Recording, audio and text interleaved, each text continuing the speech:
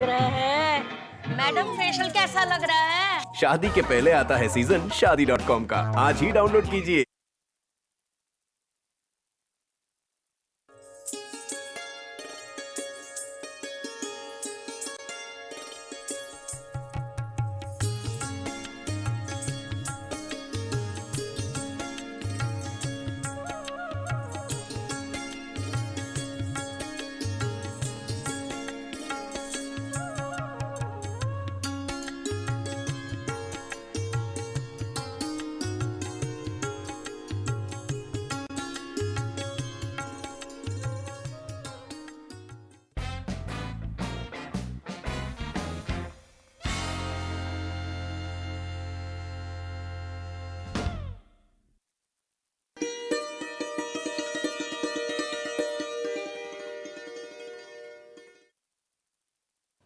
आदाब।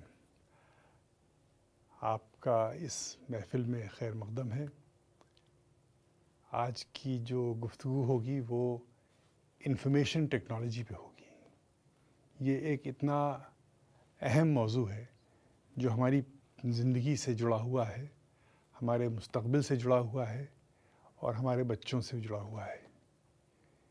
ये एक ऐसा मौजू है जो हमें ग्लोबल बनाता है और हमारे अंदर के मसाइल को समझ के उनको सॉल्व करने की कोशिश करता है।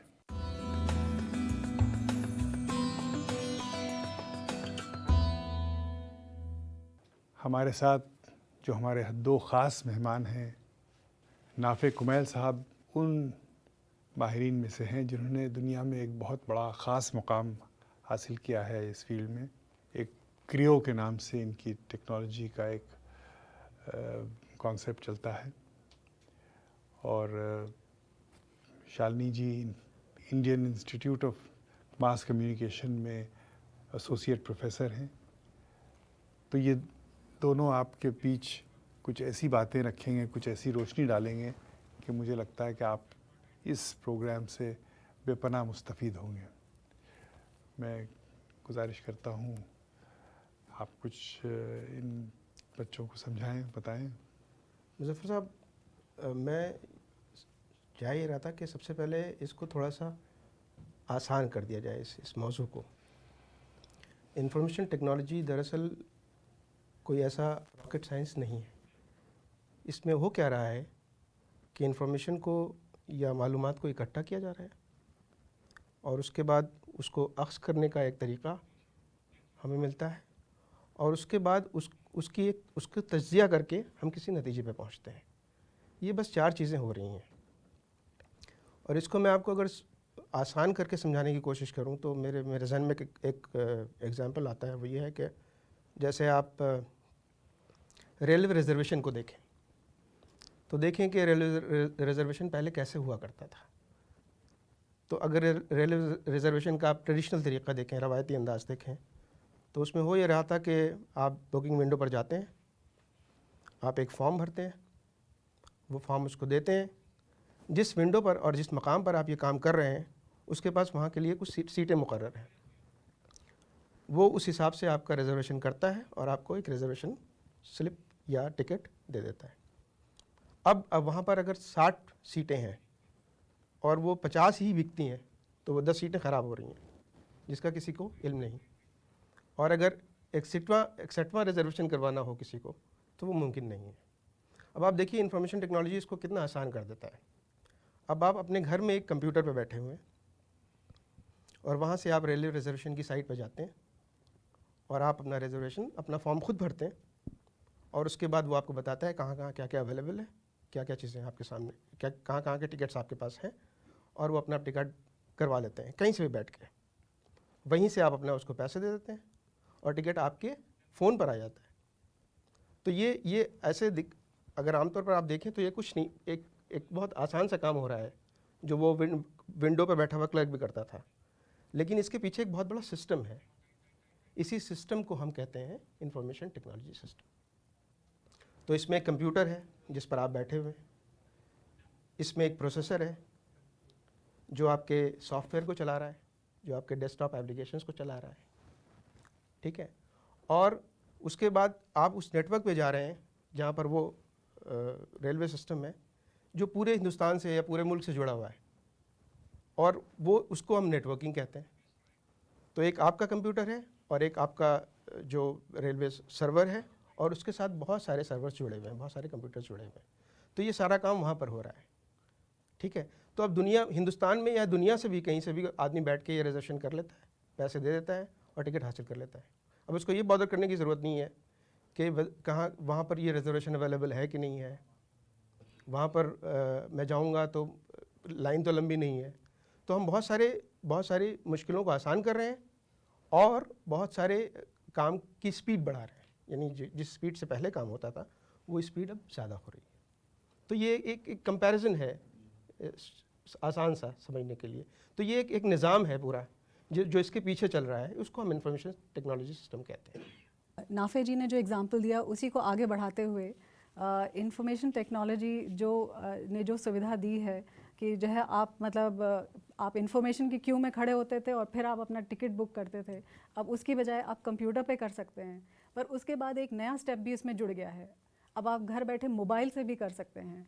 तो जो एक आप काम जो है एक बड़ा सा इंस्ट्रूमेंट जो किया करता था वो सब आपकी जेब में है। तो आज की तारीख में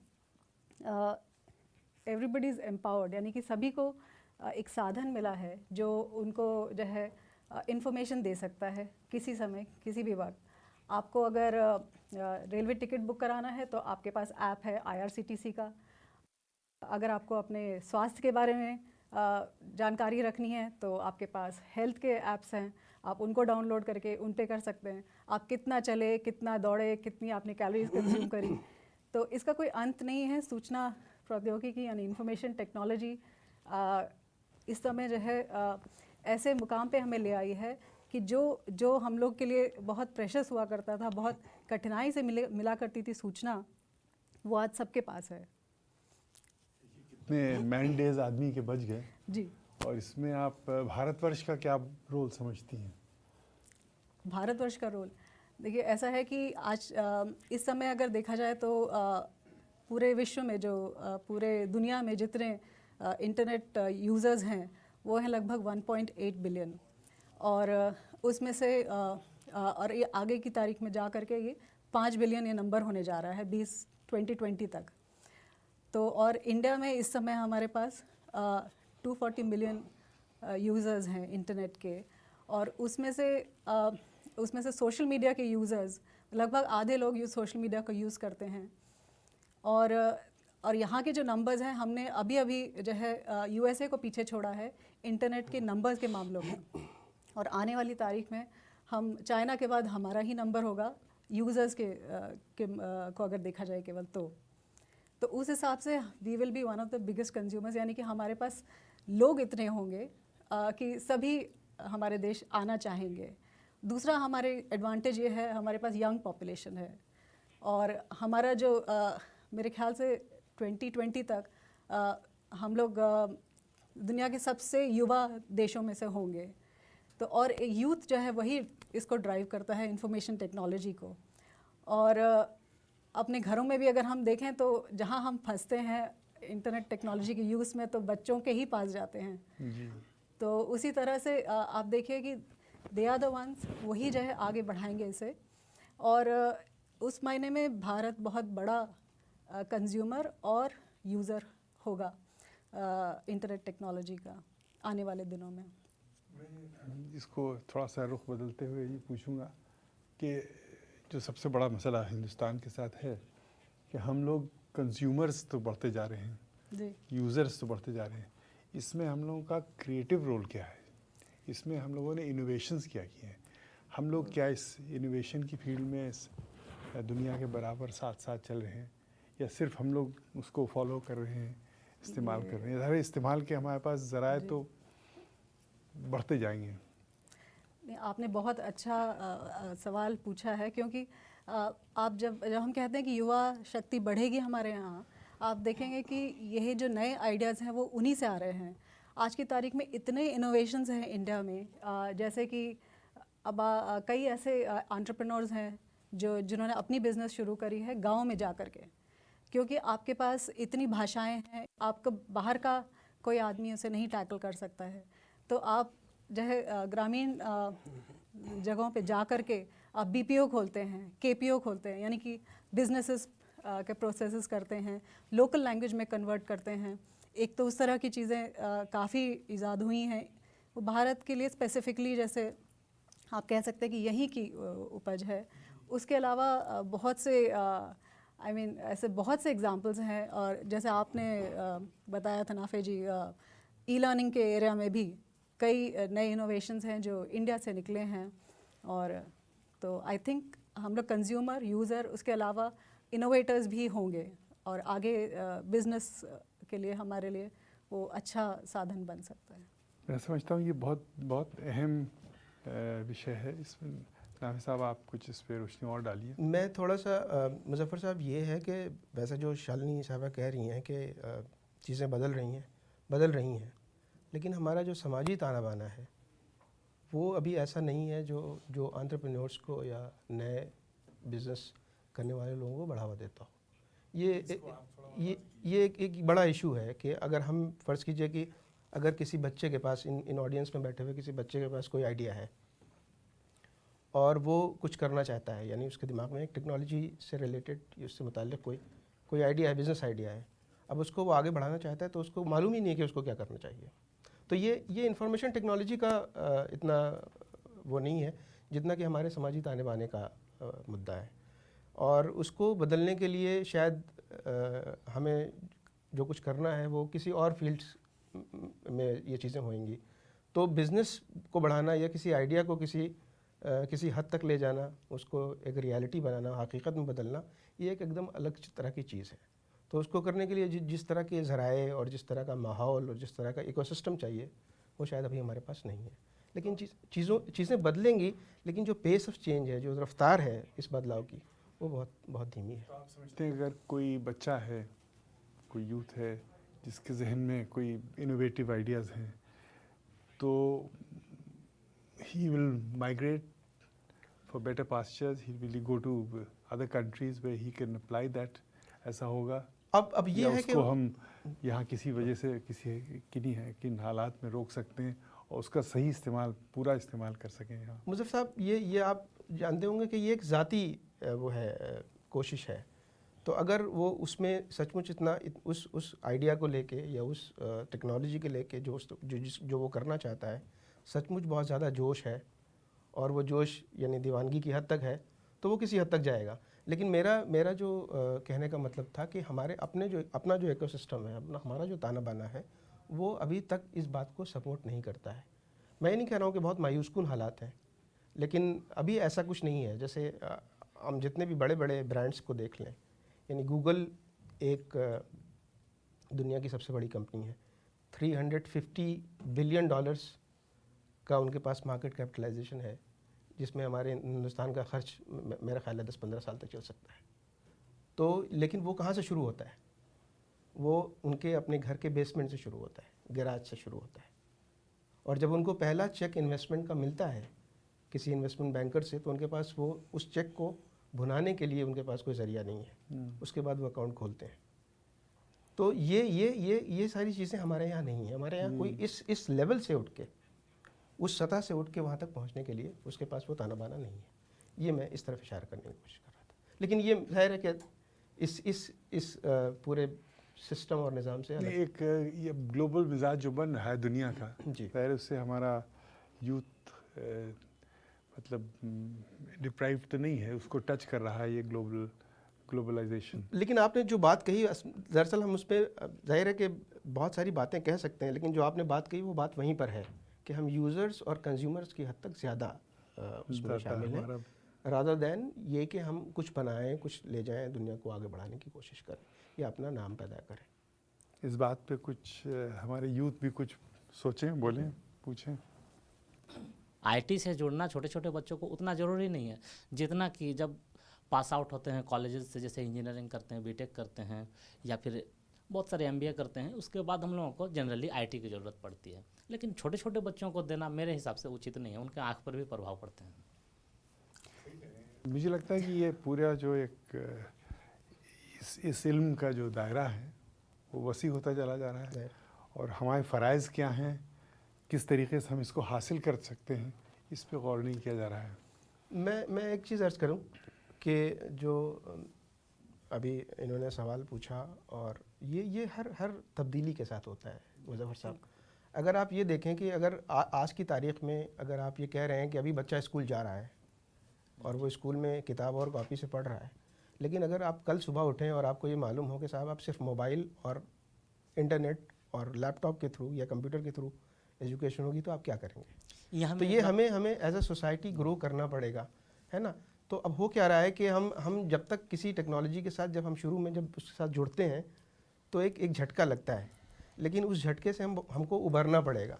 यानी जब तक हमें टेलीफोन हमारे हाथ में नहीं था तो रात में हम अपने दोस्तों से बात नहीं करते थे, लेकिन आज है तो हम ये मैकेनिज्म डेवलप करेंगे, ये इस तरह के तरीक़ेकार पैदा होंगे, एक सोशल अवेयरनेस अपने आप समाज में एक जागरूकता बनेगी। होता क्या है कि छोटे बच्चे जो होते हैं, या तो उनको आप फरिश्ते कह लें या शैतान कह लें, उनके पास दो रास्ते होते हैं, अच्छाई के बुराई के। बुराई बहुत आसानी से अपनी तरफ खींचती है। ये बहुत पुराना इशू है जी, ये पुराना इशू है, लेकिन इस इशू का पूर्ति बहुत आसानी से हो जा रही है, जिसका माध्यम यही है। मैं ये कहता हूँ कि आपके पास कोई ऑप्शन नहीं है, ये तब्दीली बुक आ के चुकी है। बजाय इंटरटेन पर कुछ ज़्यादा ही जोर दे देते हैं।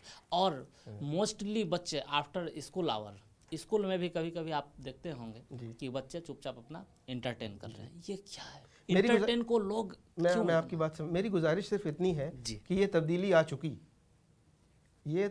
चुकी है। अब ये हमें और आपको तय करना है कि हम इसको कैसे, यानी प्रोडक्टिव अंदाज में इस्तेमाल कर सकते हैं, ये हमें तय करना है। ये मीडियम आपको नहीं बताएगा, ये टेक्निक या टेक्नोलॉजी आपको नहीं बताएगी। आपको पता है, सॉरी, जब रेडियो आया था तो उसको बुरी बला समझा जाता था कि लोग सुना। जब टीवी आया तब भी वही सब ने कहा कि ये तो मतलब इससे शैतानियत बढ़ेगी, और आपको पता है। लेकिन आज की तारीख में अब वही जो कहा जा रहा है कि जो तकनीक आ चुकी उसको आप वापस नहीं कर सकते।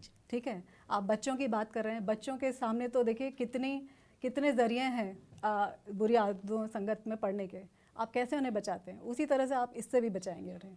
आप उनको शिक्षित करेंगे और आप उन्हें अवेयरनेस देंगे, है ना, तो वो आपके हाथ में है।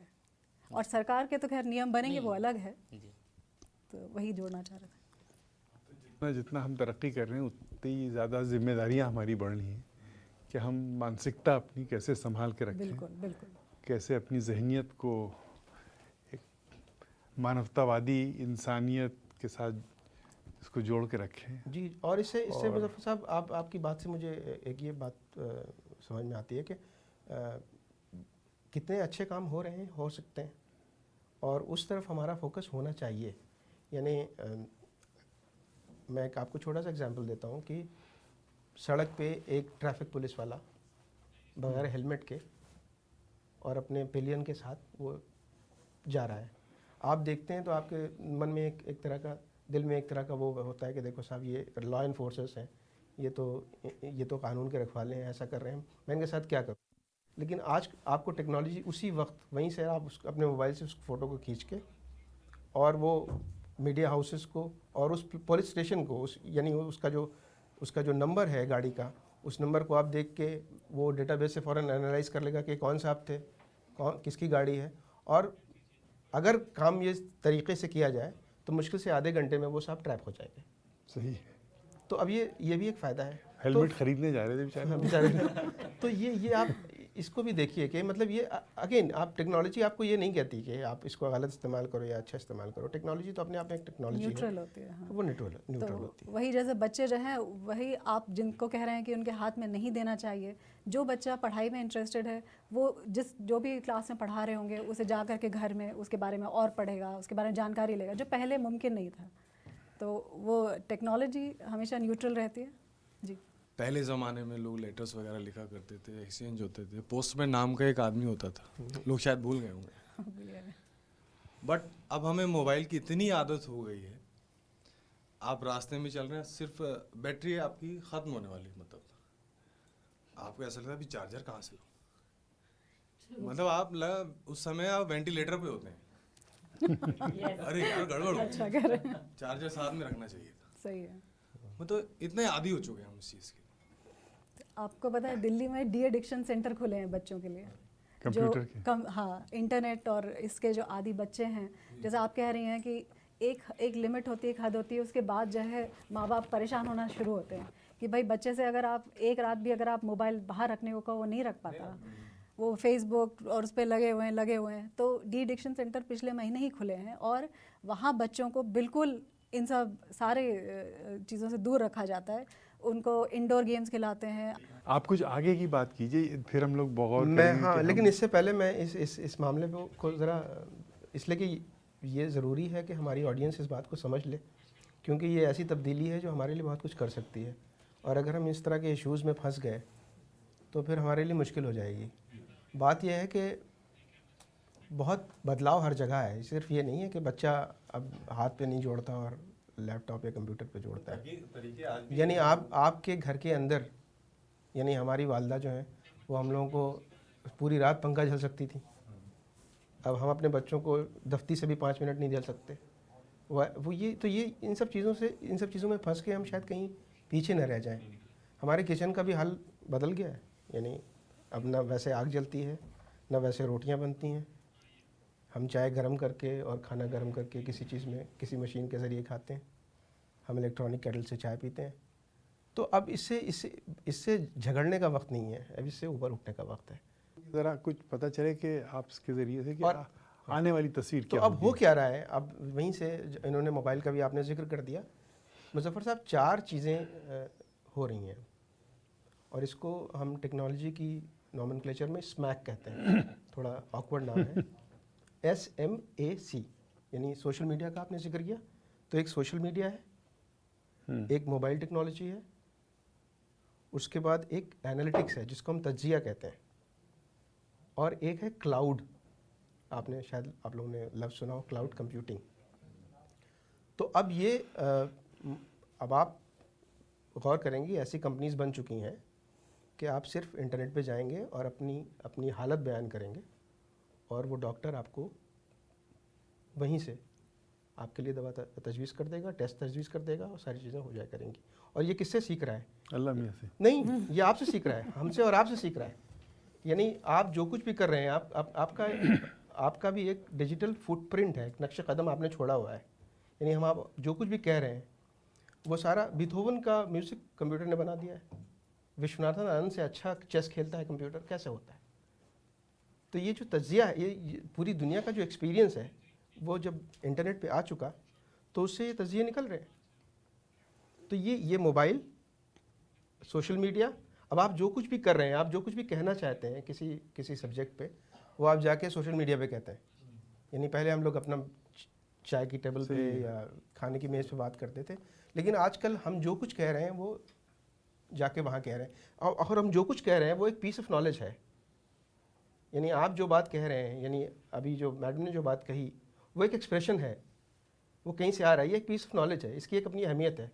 तो जब ऐसे करोड़ों लाखों लोग करोड़ों लाखों पीसेस ऑफ इंफॉर्मेशन डाल रहे हैं इंटरनेट पे, वो पड़ा हुआ है, अवेलेबल है सबके लिए, तो अब जब हम इसको एनालाइज करते हैं, जिसको एनालिटिक्स कहते हैं, तो उस तज्जिए में हमें बहुत सारी चीज़ें मिल रही हैं। यही तो, अगर आपके पास इन्फॉर्मेशन, फ़ायदा क्या होगा? उससे फ़ायदा हो, ये उससे दूध का दूध, पानी का पानी। नहीं, आप जैसे आज की डेट में अगर आप कोई प्रोडक्ट लॉन्च करना चाहते हैं, तो पहले क्या होता था कि आप सर्वे करते थे, घर घर जाते थे कि आप बॉटल कप में पानी पिएंगे। ये सर्वे 100 साल पहले हुआ था, जो अब आजकल आप लोग बिस्लेरी पी रहे हैं, 100 साल पहले कैडबरी ने सर्वे किया था। तो घर घर जाके पूछना, लोगों से बताना। अब हमको ये सारी चीज़ें इंटरनेट पे अवेलेबल है। I don't like tap water, हर आदमी लिख रहा है। तो बुनियादी चीज़ें, हर चीज़ जो है वो प्रोडक्ट बन गई है। अगर आप उसको लफ्ज़ प्रोडक्ट निकाल, हर चीज़ इन्फॉर्मेशन, मैं ये कह रहा हूँ कि हर चीज़ इन्फॉर्मेशन है, और जो इन्फॉर्मेशन है उससे नॉलेज हासिल की जा सकती है। सर, जैसे कि टेक्नोलॉजी बहुत ही तेज़ी से बढ़ रही है जी, मैंने ये देखा है कि स्कूल में बच्चे मोबाइल ले जाते हैं, पढ़ाई पे कम ध्यान, मोबाइल पे ज़्यादा। और मैम ने बताया कि बुरी आदत से बचाना माँ बाप के हाथों में है। तो अब मैम ये बताइए कि जब लड़की इतनी दूर जाती है, काफ़ी दूर जाती है लड़की, स्कूल जाती है, अकेली जाती है, तो हमें उसको मोबाइल देना चाहिए, नहीं देना चाहिए? इन्होंने बड़ा ऐसा प्रश्न पूछा है जो आज कई जगह पूछा जा रहा है कि लड़कियों को मोबाइल देना। अब देखिए लड़की और लड़के में इस तरह से तो वैसे फ़र्क करना नहीं चाहिए। हमारा जो आप हमसे पूछ रहे थे, व्यक्तिगत ये है, राय हमारी ये रहे कि देखिए आपकी सर्कमस्टांसेस पे डिपेंड करता है। आप कह रहे हैं कि दूर जा रही है, अकेली जा रही है, लड़का भी हो अकेले जा रहा है, दूर जा रहा है, आप पता करना चाहते हो कहाँ, मतलब किस खैरियत से है या नहीं है, तो मोबाइल हाथ में देना चाहिए। और उसके आगे देखिए हर एक परिवार में, हर एक फैमिली में आपका एक तरीका होता है ज़िंदगी जीने का। तो आप जैसे आपने जब हदें अगर आपकी अच्छी तरह मार्क्ड हैं तो उसमें कोई दिक्कत नहीं है। बच्चा खुद ही समझदार होगा कि भाई जितना हमें इस्तेमाल करना चाहिए उतना ही। स्कूलों में वैसे अलाउड नहीं है ज़्यादातर, एटलीस्ट दिल्ली में, तो बाकी हम नहीं जानते उतना, पर स्कूलों में अधिकतर बच्चों को अलाउड नहीं है कि वो मोबाइल रखें अपने पास। तो ये तब भी ले जाते हैं लोग इसी कारण से कि भाई कभी बात करने की ज़रूरत पड़े तो उसका इस्तेमाल स्कूल के पहले या बाद में कर सकते हैं बच्चे माँ बाप से बातचीत करने के लिए। लेकिन एट द सेम टाइम ये आप बच्चों को आप ये भी नहीं कह पाएंगे कि और कोई इस्तेमाल नहीं होना चाहिए। तो ये तो आपको समझ के हिसाब से ही वो आपको देखना पड़ेगा। ऐसे इंटरनेट पे क्यों होता है कि देह व्यापार को बहुत ज़्यादा प्रोसेस आ रहा है? आज के टाइम में अश्लीलता बहुत आसानी से मिल जाती है इंटरनेट पे। उसकी तरफ से सरकार के कुछ बड़े नुमाइंदे की तरफ से भी बहुत सारी बातें कही जाती हैं। आम पब्लिक कई बार बातें उठाती हैं, बट वो बात शायद पार्लियामेंट तक नहीं पहुंच पाती है। तो ऐसा क्यों होता है कि उस पर लगाम नहीं लगाई जाती? इसमें कई सारे मुद्दे जुड़े हुए हैं असल में। जैसे आप जो कह रहे हैं वो एज अ कंज्यूमर हम लोग फील कर रहे हैं उसे, कि जो हम लोग ये भी देख रहे थे कि टेक्नोलॉजी न्यूट्रल है, उसका यूसेज कैसे हो रहा है उस पर डिपेंड करता है। तो ये उसका गलत इस्तेमाल है, आईटी का गलत इस्तेमाल इस तरह से हो रहा है। और इसके पीछे कई कारण हैं जो उन पे लगाम नहीं रखी जा रही। एक तो ये कि सरकार का ये मानना है कि self regulation is the best way forward. उनको लगता है कि ऊपर से नहीं थोपा जाना चाहिए किसी तरह का दबाव। और कुछ तो आपको पता है, कुछ पॉलिटिकल कंपल्शंस जिनको कहते हैं, यानी कि राजनीतिक दबाव है। कुछ आप जिनसे डील कर रहे हैं वो मीडिया हाउसेस हैं, तो कॉरपोरेट पॉलिटिक्स ये सब जुड़ करके इसमें एक चीज़ और मैं जोड़ना चाहूँगा कि ये जो टेक्नोलॉजीज़ यहाँ पर आ रही हैं, ये जिन जगहों से, जिन सोसाइटीज़ से में ये डेवलप हुई हैं और जहाँ से आ रही हैं, उन सोसाइटीज़ में ये सारे मुद्दे हैं नहीं। तो या तो फिर आपको इन सब चीज़ों के लिए अपने समाजी जो आपका ढांचा है उसके एतबार से चीज़ें डेवलप करनी पड़ेंगी, और या तो फिर आप इसको वैसे का वैसे इस्तेमाल करेंगे। इसलिए कि जहाँ ये टेक्नोलॉजीज़ बन रही हैं, जहाँ ये आइडियाज़ जनरेट हो रहे हैं, उन समाजों में और यानी उन सोसाइटीज़ में, समाज में ये कोई बड़ा मुद्दा है नहीं। तो जब सभी लोग जानते हैं कि वो बुरी चीज़ है और सभी लोग चाहते हैं कि बंद हो, तो आप नहीं चाहते कि वो बंद हो? नहीं, ये मेरे चाहने और नहीं चाहने से नहीं होता। लेकिन ये ज़रूर है कि हम और आप सिर्फ ये कर सकते हैं कि कोई तरीक़ा ईजाद करें। मैं सिर्फ ये अर्ज़ करना चाहता हूँ कि ये जहाँ से टेक्नोलॉजीज़ आ रही हैं, वो सोसाइटीज़ आपकी सोसाइटी से शायद 100-150 साल आगे हैं, और उन्होंने इन सारे इश्यूज़ पर बहुत ज़्यादा डिस्कशन और बहुत ज़्यादा बहस और मुबाहिसे कर लिए हैं, और वो एक नतीजे पे पहुंच चुके हैं। अब हमें ये तय करना है। तो ये एक ट्रांजिशन का पीरियड है जिसमें ये सारी चपलिश चलेगी, और कुछ दिन बाद शायद कोई हल निकल आए। शुक्रिया सर। Thank you. आज की इस महफिल में इंफॉर्मेशन टेक्नोलॉजी भी हमने बात की। ऐसी बातें सामने आई जिन्होंने हम लोगों की आंखें खोल दी, और साथ साथ एक ज़िम्मेदारी का एहसास भी छोड़ गई है ये गुफ्तगू, कि हमें क्या करना चाहिए, क्या सोचना चाहिए, किस चीज़ से बचना चाहिए। और हम अगर वाकई हिंदुस्तान में एक तब्दीली लाना चाहते हैं, एक इनकलाब लाना चाहते हैं सोच का, समझ का, टेक्नोलॉजी का, तो ये बहुत उम्दा ज़रिया है। लेकिन जब तक कि हमारे दिल में एक सही भावना नहीं होगी, सही जोश नहीं होगा, और उस जोश और उस भावना को हम इंसानियत से नहीं जोड़ेंगे, और इंसानियत को इस इंफॉर्मेशन टेक्नोलॉजी से नहीं जोड़ेंगे, तो हमारी बात अधूरी रह जाएगी। इस बात पे आज हम ख़त्म करते हैं अपनी गुफ्तगू। बहुत बहुत शुक्रिया आप सबका। आदाब।